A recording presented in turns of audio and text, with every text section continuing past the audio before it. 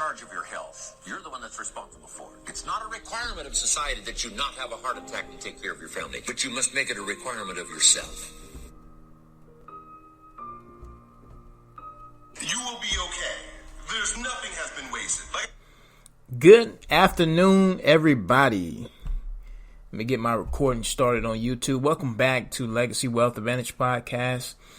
I really want to thank you for tuning in. As usual, podcast for entrepreneurs, the free spirit, thou who has awakened their mind to a humble feast of new beginnings is what we can call it. Welcome to the Matrix, people. Entrepreneur show, Legacy Wealth Advantage. We're here talking about things, careers, goals, psychology, action, movement needed to achieve the bigger and better things out of life. I really want to thank you for tuning in again. And as always, I've been slipping with the bell lately, but school is in session. Let's learn a little something today. As usual, I got some great notes written down on a simple topic that we'll talk around. And again, if you ever want to get on the podcast, if you ever want to challenge me, if you ever want to talk about me, criticize me, tell me what I can do better, or just show some love, comment on the episode. We're on YouTube, more importantly, a few visuals on there as well. I did a podcast with a great guy. His name is Patel. I was trying to think of his first name, so I was it's Jatish Patel. I know I'm probably saying the first name. I think it's Jatish Patel. Awesome guy's been doing the insurance business for quite a while. We both are in insurance. We both want to help people change, build, and grow from the important asset or building an important asset such as a very lucrative and compensating career such as insurance. Insurance is a broad topic. A lot of people don't understand that. I mean, we mainly both work in final expense, but that's crack money is what I call it. The simple way to put it. You can anywhere as far as property and casualty, mortgage protection, annuities, you jump in where you think you need to be able to. Most people like me and Patel are going to tell you to start with final expense, learn how to sell. It's the most lucrative thing. It's the easiest sell of all of them for sure. And it's the most affordable one because out of everything I've just named out of the insurance business, you got to have people to see. And you be able to know how to market your ass off as far as networking, or you got to buy leads like me and most people, 90-point-something% of people in this business. So, yeah. But the show isn't all about what I do and what I can help you with. That's just far-fetched cliche. I'm here to help people wanna become self-employed entrepreneurs. Why? Specifically from a millennial standpoint. Look, people, if you're not investing into this is the old school days too, but definitely moving forward. I mean, it's going to be a difference in this world as we move forward. Things, quote unquote, security tracks on as far as hope will be dead and gone. I don't know when Social Security will officially go bankrupt, but they're slowly going bankrupt. Pensions won't be a thing in the future. I mean, the only way that you can liberate yourself to financial freedom, it's by creating it. Whether that is building you an asset, as far as into real estate, doing a buy and hold, a flip and script, or whatever you want to call it, wholesaling, it doesn't matter. You have to make money from an asset and take it and do something with it. And if you don't, you're fucked. Not a bleep, not a boom, a bang, you're fucked. And, I'm seeing it every single day in my business. I've been selling final expense insurance for about 2.5 years of my life now. A little more, a little less, something like that. And, I feel like I've been doing this for 20 years, man. One is because a lot of people don't make it past the first 6 months to a year. Two, I sit back and learn and suck up knowledge from all the arenas, all the areas, from the mentoring side, from the being mentored to teaching people side, as far as that come on under me, it's my downlines, from the clients, successful ones, the medium successful ones, and the failure ones. And I'm not just talking finances, I'm talking about health-wise too, man. one of the easiest things to bring up in this podcast, this channel, this visual I'm doing right here with this YouTube channel is this right here. Like I tell people in my Wealth is Health podcast, which we're on Facebook, by the way, and so is this podcast channel, or just Coach Q Recruiting Agency or Legacy Wealth Advantage. Follow us. We're also on Instagram at Coach Q123. One of the easiest things to really, really bring up as a relevant point, since we're in is this pre-COVID-19 or middle of COVID-19 chaos, because I know we're not in post, is you don't prepare for things. You don't get or try to get prepared for things when it's too late. Meaning, if you're an unhealthy individual, you're terrified right now. And guess what? America is a very unhealthy country. That's why a lot of people are terrified.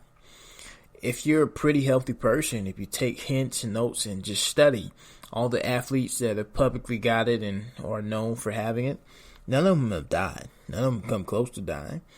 There's no healthy people dying. Now, they maybe have a few complications here and there based off each party. None of them are dying from it. People who are dying from it, whether they're young, old, or in middle, in between, they don't have great health issues. Just because you're young doesn't mean you're healthy. I wish people would stop saying that. Because you're young, you're not healthy. Let's be clear about that. Just because you're big, buff, and go to the gym does not mean you're healthy. A lot of the meatheads that go to the gym do not have great diets. I know this for a fact. And I know for a fact that a good bit of them be on steroids. Anybody that's in that industry or around it, I wasn't in the industry, but I work out, and I know people that do the shows, and they are dope. They be in that thing doping, and then they be pissed, shitting it out right before the show. It's a very sophisticated injury, just like anything else. So, be aware. Just like when I'm selling people insurance, it's like you're going to worry about this when it's a problem or before it's a problem. Because if you worry about when it's a problem, not only will you probably not die with insurance, but if you don't die, it's going to be expensive versus what you can do pre-wise. This isn't for when you need it, right? You don't fight COVID-19 and try to have good health when you need it. You spend all of your life preparing, fighting, and nurturing your body for the inevitable. There will always be colds. There will always be new viruses. There will always be germs. Your body has to, year in, year out, daily, weekly, monthly, be able to adjust, fight, conquer. If not, then guess what? You lose the battle. Unfortunately, losing the battle means losing your life. You definitely don't want to do that.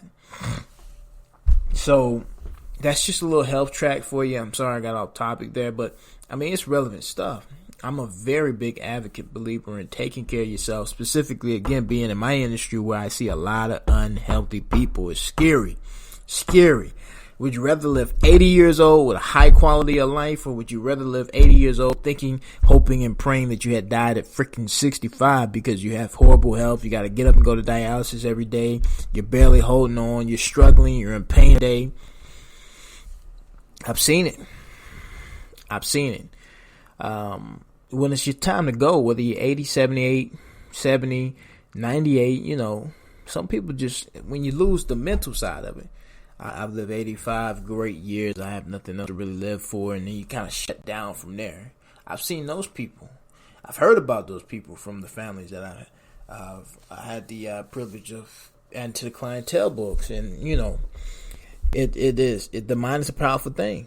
And like I said, when it's time to go, it's time to go.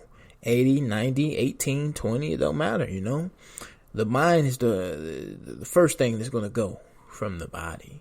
The body's the easy part. But just for even the young people maybe listening to the podcast, this is for you, right? So when you're young, you don't think about how critical 5 to 10 years is really to you.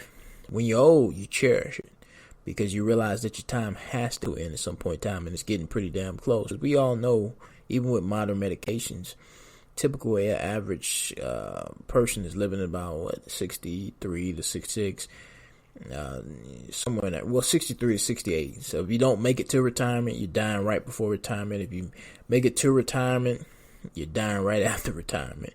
Why? That's a whole nother topic that I can get into. But if I can tell you that if you take care of yourself, you take care of your body, you live a balanced lifestyle, you don't eat out all the time, you watch what you eat, you're very cautious that if you're eating hot Cheetos too much, you're like, can't do that anymore, I'm going to take a break from that. If you're drinking too much, you're cautious of it, a red alert, you go out. Because if I can tell you now that if you really take care of yourself and you can expand your lifeline to 2 years, whether you're 40 and below, you're like, it's fucking 2 years, why not? Why not smoke and drink? But then you get fucking 60 and you're like, man, 2 years sounds good right about now. Don't be that person. Don't be that Ike, right? Don't be that, don't be that Karen. Don't be that dumbass, right? Hey, look, just think about it. Think about it. Don't be pressed about what it is. Anyways, here's what I got for you today, guys. So, first of all, success leaves clues. Success leaves clues. One of the beautiful things I love about my business here, being a self-employed contractor, selling insurance, building an agency, and building things around this agency as far as this asset, is I know my goal. I know my purpose.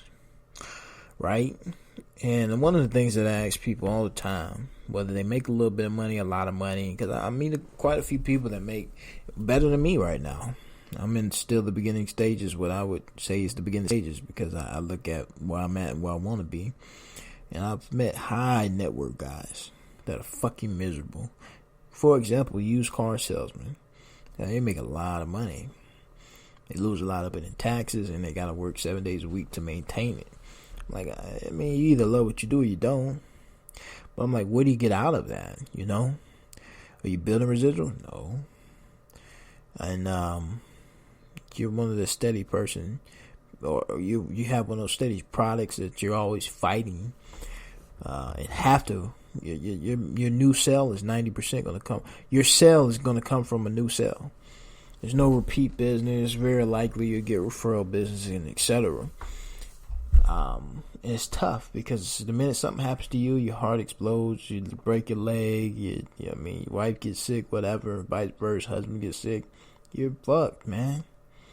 So, I mean, is that really peace to you? Is that really reassurance? Are you working to thrive or survive? Right? That's really what, are you working to survive or are you working to build? And I just want that to sink in a little bit. Obviously, working to survive is living day to day, check to check. Been there, done that. I got a parent of mine still doing that. It's a very depressing thing. One thing happens right now. One thing happens. My little sister gets sick. A serious medical condition happens. COVID-19. I say my little sister because obviously you know I'm talking about. I'm talking about my mother. You know, she's one of the reasons why I said I got to get financially free. You know, I got to be that first millionaire in the family. Not even the first millionaire, that multi-millionaire. Because, you know, if I don't do it, that woman will never see financial freedom. And I just took it up as my obligation. I'm fucking crazy. Obligation and duty is what I was trying to say. And I combined the word. You guys do your thing and make me famous. I mean, that's just crazy. I just really combined the word obligation. Anyways, I just took it to, you know, a real next level to get a deeper understanding of what it is. It's a loop. It's a trap. And sometimes specifically when you got people in those situations, they're not going to listen to you. They're too far into the rat race. What has to happen is you just got to take things into your own hands. And that's exactly what I'm doing as a man.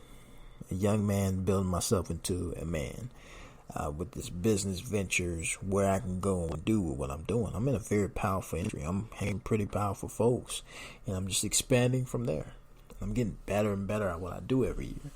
One thing that's holding me up is the fact of finding the people that I need to position myself around all the time, daily, consistently, yearly, monthly, on my team personally, and then too in my personal stack. because it's vital. Network equals network. Like I said, success leaves clues, people. And you gotta know exactly what you're doing, and I know exactly what I'm doing here.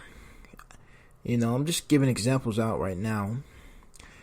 You want to take a chance on something, whether it's the insurance industry, whether it's the car industry.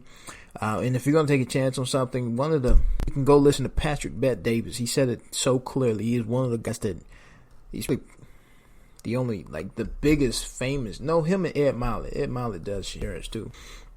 Those are big famous guys that hang around with pretty famous people for all type of reasons. And, but Patrick Bet-Davis said it best. If I was going to put 5, 10, 15, 20 years of my life, I want to make sure that if I look back, what do I have to show for it?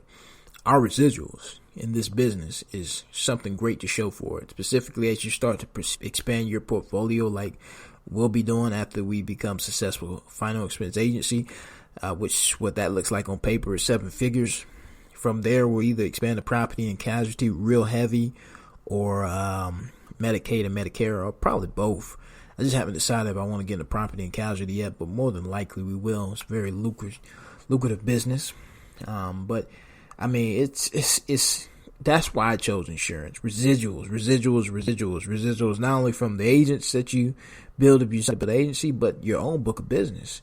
It's very lucrative based off that, and you can take control. So when the team isn't doing so good, you go out and you are the team. But it's many things that you just need to do to get started in. Whether you're going to go work for somebody like maybe own cars or be a car salesman or work for Amazon, I don't care what you do. I would encourage you to do it as a 1099 agent if you are very disciplined with time. If not, then yeah, you probably need to go work from somebody that can get you some good flow of cash coming in. And you take that flow and then you go invest it into assets on the outside, because you still have discipline. You gotta have discipline and strength and drive to work that 9 to 5 and then come home and put another pretty much 9 to 5 in, another 6 to 8 hours to build that asset on the side. And then before you know it, you can finally leave that job and then go work on your asset. I don't care how you do it. Doing the W-2, doing the 1099 route. I prefer the 1099 route because I just know the freedom of self-empowerment that comes with it, the morals and the lessons and the characteristics that you have to build from doing it. But I know it's not impossible to go to a great W-2 position job if you can find one, which is tough to do, that's going to give you the flexibility and the income you need without struggling. And we all got our different paths. But one thing and one trap that you don't want to get yourself into, which I see it all the time, including in my own personal life. It's just never ending trap of you no longer feel, see, or adjust the fact of I'm not working to build anymore. I'm just working to survive. That's not a great place to be. Why? Because what comes with that is depression. What comes with that is the fact that you're lost. You don't know what to do. You have no purpose. Who likes to walk this earth without purpose? Nobody. It's a scary thing. It's a scary, scary thing. I've been there, and I'm pretty sure you have too. And some people don't come back from it. So what I'm telling you need to do is, I don't care what you're building and how you decide to build it and what industry, product, service that you decide to get into. I'm just telling you need to do it. Obviously, I would prefer what I know. I'm going to build an asset, a very incredible, lucrative, compensating asset that I'll always be able to go back to, specifically if I ever have to start over or just need some cash from. I can go back to my insurance business. It's something lucrative for me. I can sell myself. I can teach people how to sell, and I can make a lot of money doing it. And again, the residuals. It's not the only thing in the world that has residuals where you can work your ass off and get the residuals. Of course, it's not, but it is one of the most lucrative, and it is one of the most lucrative things. And typically, the most lucrative side of it is building an agency. Now, anybody knows anything about insurance, after your first year, percentage you continuously get as far as the renewals isn't much. Don't know why, but it varies based off contracts, carriers, and all that type of stuff, and agencies you go with. But it ain't much. It's not a big difference. Some don't give you anything, and some give you what the average is. So, and you got other careers out there that just pay you less up front and give you more on the back end. I mean, it's kind of the same difference, right? At the end of the day, you got to eat, and you got to figure out what's going to help you eat in the future. And we know exactly what we're doing here. I mean, one of the most significant things that I'm helping put together, obviously, for my agency and just people as far as my immediate downlines or just agency builders that comes with it, it's just a system. A simplistic, very, very organized and orchestrated system. All I want people to do is invest into the system, mentally, physically, and spiritually, and just sell and train. That's the goal. That's where we're getting. That's where we're headed. And we're going to be different. That's all I ever strive to do in this industry. It's a very boring, not in your face, it's a very boring, can be in your face, but very quiet, settled, like, you know what you got to do, and you just got to go out and do it type of business and industry. It's not too much rah-rah with it. You just got to pick up the phone and make calls. You got to either pick up the phone, make calls, or go out in the field and bang on doors. And it's nothing sexy or cute about that. It's not like football. You go out and hit people and you get $56,000 people screaming your name. And I mean, to make the type of money that we it's a very boring and dull business. It has a lot of regulations on it when you try to market in certain areas and stuff. I mean, but it won't stop me from being different from my millennial point of view. So I got a lot of things lined up to separate me from the competition, help me get out of obscurity. And guess what? I can't do it without people like you, right? People like you listening to this, getting a feel for me, trying to understand what the hell I'm talking about and how it's going to help you. I mean, it's just as simple as this. You gotta wake up, guys. You gotta wake up. You gotta wake up, man. It's a lot of things that can be done in this world. All I'm saying is that you need to find your identity, your purpose, and hit it. Make sure it can spit something back out to you as far as returns. And if it's not, you better be making a lot of upfront money to make up for the fact that you need to put it in an investment so that investment can take care of you. And you got to build investments. You got to have an asset, right? An asset that's going to take care of you the rest of your life. And if you're not thinking in those terms, you're way off channel. You're surviving, you're not building. Don't just survive, build. Don't just survive, build. You got to build. A lot of people, pre-COVID-19 epidemics and hit, just surviving. Stop surviving. Start building. Start thriving. Start understanding where you want to go, who you want to be, what's going to take you there, how you going to get there, why you want to get there. Pick a career. Make sure it's the right career. Understand the career. Again, if it's not going to help build any residuals, then how much money can I make up front? What's the max out? Is there a cap out? All right. How much taxes is going to be taken out? Am I W-2 or self-employed? Because again, you need to understand what's happening with that money. Where is it going? And what are you going to put it to? If you're just going to have it sitting around, you better be saving up for something. Let's not even call it sitting around. If you're going to store it for something, as far as an investment to put it in, maybe a piece of property, maybe a REIT, as far as with some real estate. You've been looking at some broker agencies with some mutual funds, CDs. Excuse me. I just yelled out the blue on the mic. My apologies. I'm human. I'm sorry. But yeah, man, you got to put it in an investment, and make sure you put it in the right investment, because if you get screwed on it or you put in the wrong thing and you just, come on, just pay attention. And again, don't work to survive, work, thrive, and build. You gotta build. You gotta build. You gotta build. And the only way to understand what your purpose is, like, try things. And when I say try them, I mean smash them, go in, go hard, leave nothing on the table other than the fact that I have no passion for this. This isn't my why. Not I suck, so I think this isn't my passion. Or I didn't try, so this isn't my why. You gotta understand, like, shit, I may be strong, but I love the fact that Miss Jones made me feel this way.